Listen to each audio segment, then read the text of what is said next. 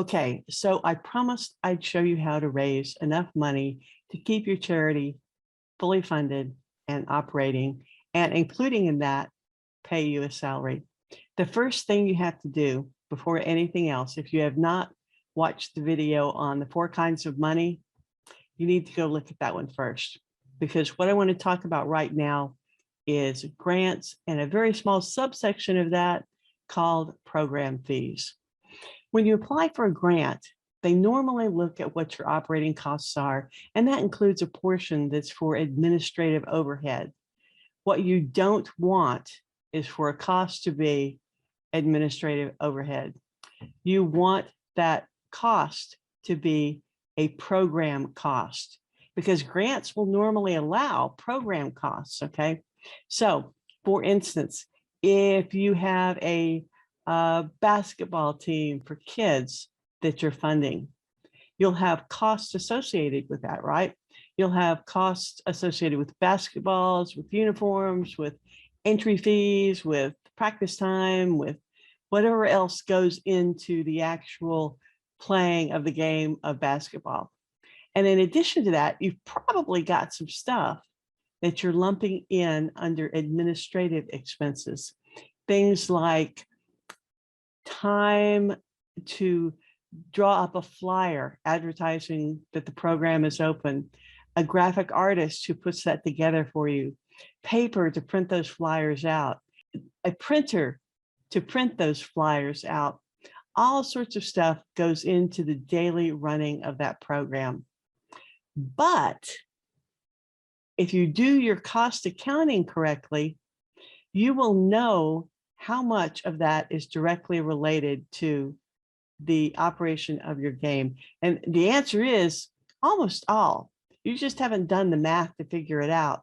For instance, very simple example. Suppose you have 30 kids in your program and you buy 4 reams of paper every month for things that you're printing out, for schedules and for all that sort of stuff. What you want to do is take the cost of that paper and divide it by 30. And that's how much paper it costs to have a kid in your program. Okay, what about a dog rescue group? Well, you have your program, your vetting costs, which are direct program fees, right? Okay, what else goes into it? Your subscription to Office 360 through TechSoup, your banners that you take to events with you, the pop-up canopy you have, the treats that you have on the table during an event. Take all those numbers, add them up, and divide them by the number of dogs you adopted out last year.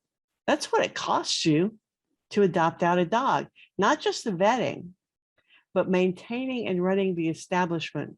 Cost accounting allocates expenses directly to the income they produce. You should be able to get your administrative overhead down to virtually nothing. What does that have to do with your salary? Well, your salary is a program cost, right? Figure out how many dogs you adopted out, how many ball players you have, how many hours you work, and come up with a number that represents the number of hours it takes for each child on that team or each dog that you rescue. That makes it a program fee. And program fees can be used in grant applications all the time. They are much better than administrative and overhead costs.